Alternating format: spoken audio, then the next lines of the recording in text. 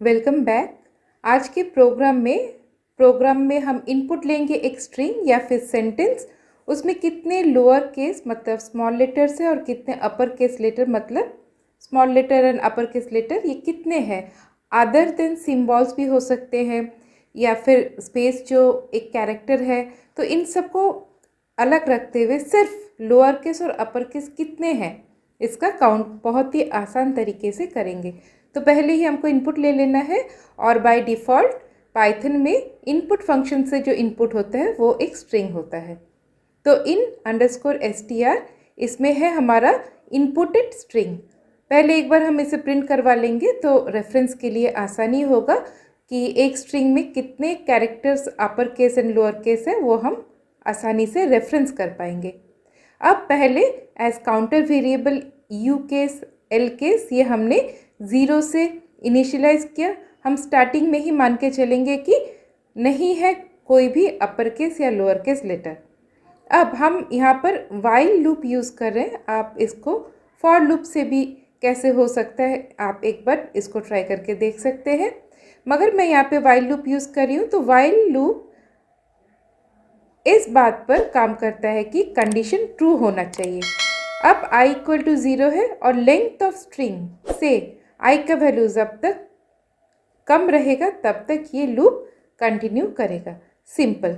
तो यहाँ पर i 0 है और एक स्ट्रिंग का लेंथ मोर देन 0 तो होगा ही, तो और कुछ नहीं है तो 0 है, फिर यहाँ पर ये कंटिन्यू नहीं करेगा। अब फर्स्ट इन str के i नंबर इंडेक्स पोजीशन में जो कैरेक्टर है हम यहाँ पर इस लोअर फंक्शन से चेक कर रहे हैं। अगर वो equal to left hand side is equal to right hand side, अगर यहाँ पर str स्ट्रिंग के i नंबर पोजीशन का जो लेटर है वो अगर स्मॉल लेटर हुआ और यहाँ पर फिर क्या होगा, कंडीशन ट्रू बनेगा, फिर ये वाला इफ़ कंडीशन यहाँ पर एग्जीक्यूट करेगा।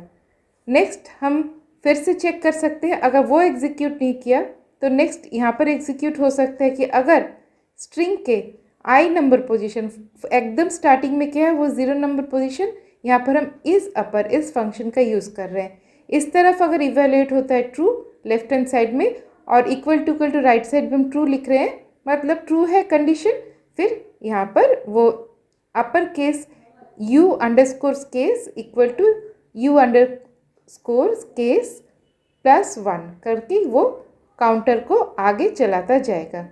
और हमको i का वैल्यू भी 1 बाई 1 करके इंक्रीमेंट करना है, नहीं तो ये वाइल लूप इनफाइनाइट लूप में ही फंस के रह जाएगा।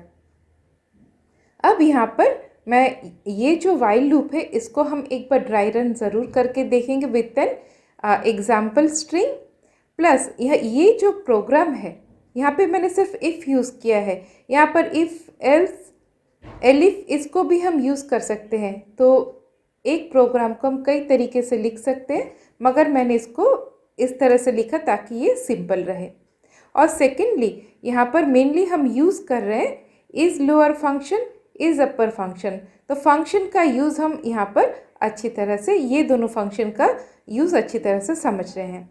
और फाइनली हमको प्रिंट करना है लोअर केस लेटर कितने हैं और अपर केस लेटर कितने हैं, क्योंकि एक स्ट्रिंग में लोअर केस अपर केस इसके अलावा नंबर्स हो सकते हैं, इसके अलावा स्पेशल कैरेक्टर्स हो सकते हैं। तो ये सब बातें हम प्रोग्राम को रन करेंगे जब इसको हम समझेंगे, स्पेशली जब हम ड्राई रन करेंगे। तो यहाँ पर देखिए एंटर द स्ट्रिंग, यहाँ पर मैंने एंटर किया हेलो पाइथन @कोड। तो यहाँ पहले रेफरेंस के लिए स्ट्रिंग प्रिंटेड है और यहाँ बोल रहा है लोअर केस 13 है और अपर केस 2 है। तो यहाँ हम अगर गिन के देखें तो प्रॉपरली तो एक्चुअली 2 है अपर केस और बाकी जो है लोअर केस लेटर्स है। और इसके अलावा भी यहाँ पर कुछ स्पेस है और एक यहाँ पर सिंबल है, तो ये सबको काउंट में वो नहीं लेगा। ये 13 और 2 में ये स्पेस ये सब काउंटेड नहीं होंगे। तो ये एक बहुत ही सिंपल लॉजिक है। यहाँ पर ये जो is lower is upper function का किस तरह से यूज़ किया जा सकता है, ये एक बहुत ही बेहतरीन एग्जाम्पल है। अब हम इसको एक बार ड्राई रन करके देखेंगे। उससे पहले मैं इसे और एक बार रन करवाती हूँ। तो यहाँ पर बिल्कुल एक छोटा सा हम स्ट्रिंग ले रहे हैं @python, क्योंकि यहाँ पर एक कैपिटल लेटर भी है, यहाँ पर कुछ स्मॉल लेटर्स भी है और एक ऐसा कैरेक्टर है जो नीदर कैपिटल है नॉर स्मॉल लेटर है। ओके, अब इसको हम रन करवा के देखते हैं। तो यहाँ पर अगर मैं लिखती हूँ @python, तो ये हमारा आ गया इनपुट, जो एकदम स्टार्टिंग में एंटर द स्ट्रिंग। हम step by step full program को देखेंगे। अब इन _str में ये @python है।